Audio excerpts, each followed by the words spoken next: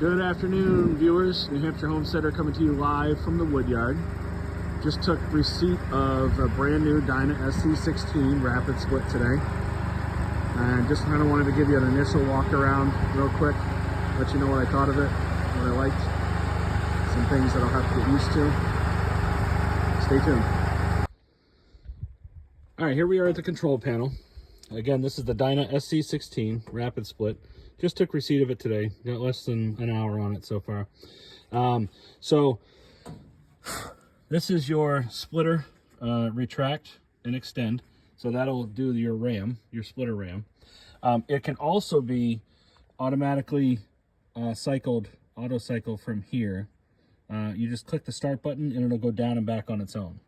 So that's a pretty handy feature because most of your controls are right here and right here. So you're going to run your wood deck and your wedge up and down, wood deck back and forth here, and then this is going to be for your log to move your log forward, to move your log backwards, and to saw clamp up when you're releasing the log, to saw clamp down when you're clamping the log down. This is for the deck lift in the center right here. That will lift your live deck all the way up when you're ready to retract it to mobilize the unit. Dyna thought of safety with this machine, so there's a small safety switch here, which is activated by this door being closed completely, like that. You can open this up, but it'll stop the function of the RAM. The the chain will still forward the log, and you can actually, believe it or not, can still run the saw bar. This comes in handy though, because sometimes this comes in handy though because sometimes the logs are too small.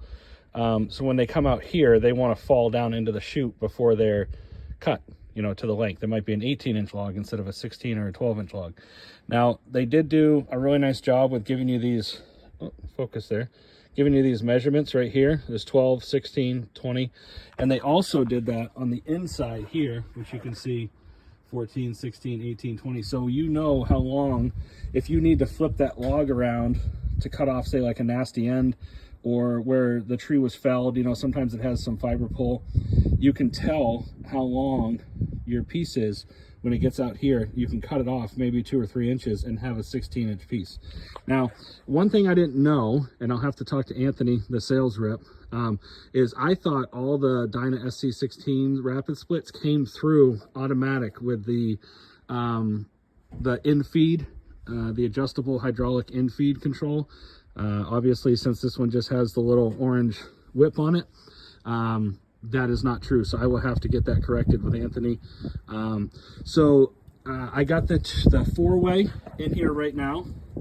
I also purchased the 6-way, the 8-way, and Dyna is just now getting production going on their 16-way wedge, which I hope to have real soon. The 4-way wedges are going to be good for, maybe your 6 to 8 diameter, 8-inch diameter logs, depending on what your preference is. I'm splitting for customers, so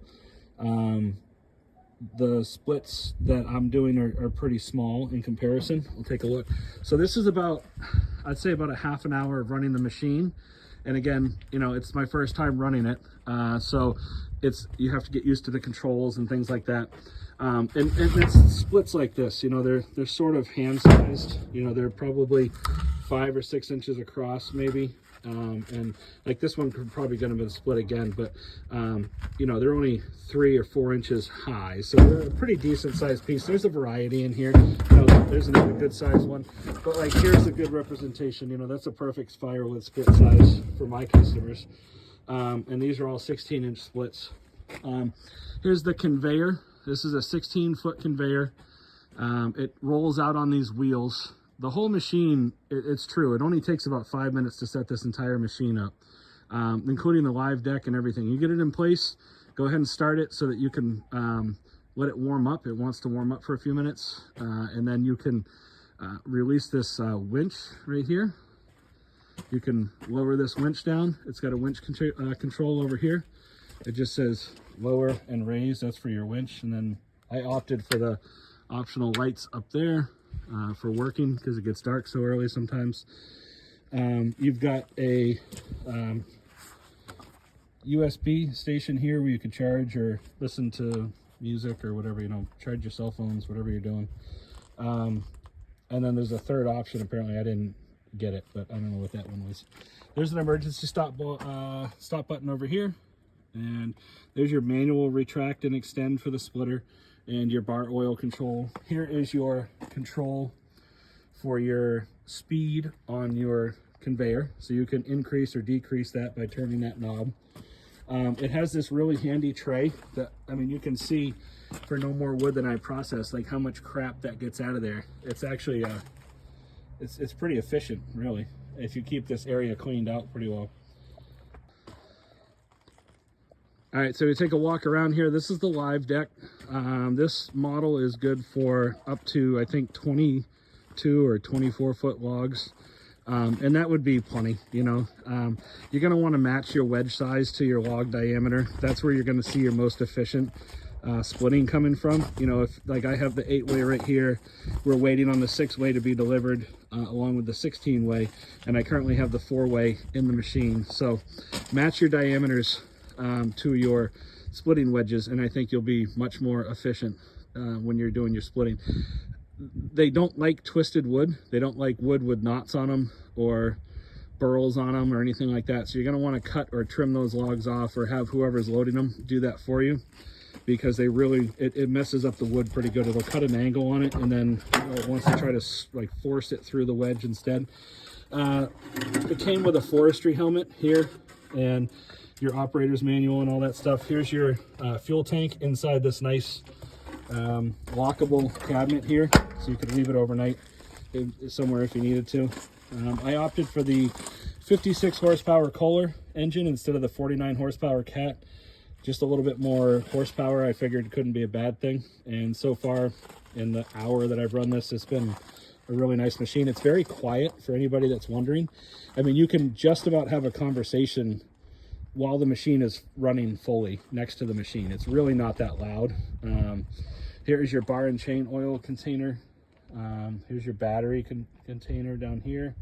This is the chute where the sawdust comes out, and I opted for the optional bag fill, so you can actually tilt this down and you can get a bag from Dyna that clamps into these, and then you can be filling that bag with these wood chips, and maybe you know somebody that could use them, or you know, whatever. This is basically just a waste product for me. I'll get a one of the plastic IBC totes, probably on a skid or something like that, to put underneath this to collect the waste. But I just wanted to run it for a little bit today. We're going to get snow tomorrow, so wanted to get an opportunity to get out here and run it. But that is a general overview. To change your wedges, you can get in here, open this up, this door swings out of the way, and then you can get in here and access your wedges. They give you a nice grip to grab the wedges with. You have to undo a pin down here, right there, and then slide that wedge up and out. So it's sort of like any of the Easton made guys. You're going to be kind of familiar with that wedge has to be all the way in one position in order to be able to remove that wedge from the machine. It does have trailer lights and brakes. Everything works on it. It tows great. It's about 10,000 pounds. For anybody that's wondering, I unloaded this with a JCB.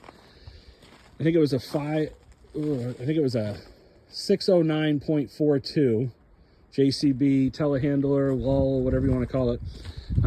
And that picked right here. We picked the machine up off the tractor trailer because these come on a tractor trailer. We wrapped this right around here, the driver did. And then I picked the front end with this Hitachi ZX50U excavator. If you have anything, this obviously got it off the truck and trailer, but if you have any larger machine, this is just under 11,000 pounds, I think, for this machine. And I had to leave the blade on the ground and basically back up with it off of the truck. I think the issue with it is my machine was first on the truck, and it's a step down deck for the 18-wheeler. So it's pretty high in the air. You know, it's probably 5 or 6 feet in the air, maybe 8 feet or something like that to the tongue, to where the pintle is when you hook onto it. We just put a strap right through here. So I had to, the driver actually, we couldn't pick it with the hook on the bucket back here, right there. So I had to actually go up here and route the strap through here instead, and then pick it that way with the blade down on the ground as close as we could get to the 18-wheeler. So if you're thinking about unloading this, these are some of the things that I thought about and was wondering about and talked to Anthony about. Anthony is the salesman that I dealt with from Dyna. As far as customer service, I haven't found a company that I think could ever beat their service.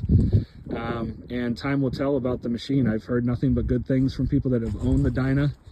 I think if you have to have really straight, really good size diameter logs. Yes, they claim that it'll do up to a 22-inch diameter and all that stuff, but you're gonna end up with resplits like crazy. You're not gonna be able to just, unless you're doing it for like boiler wood. I mean, I do have an outdoor wood boiler over there, so you know, maybe that's an option for us. But for most people, I think you're gonna want kindling, bundle size wood, or you know, wood to heat your home with. You're not going to want gargantuan size pieces, so something to keep in mind. But Dyna was fabulous to deal with.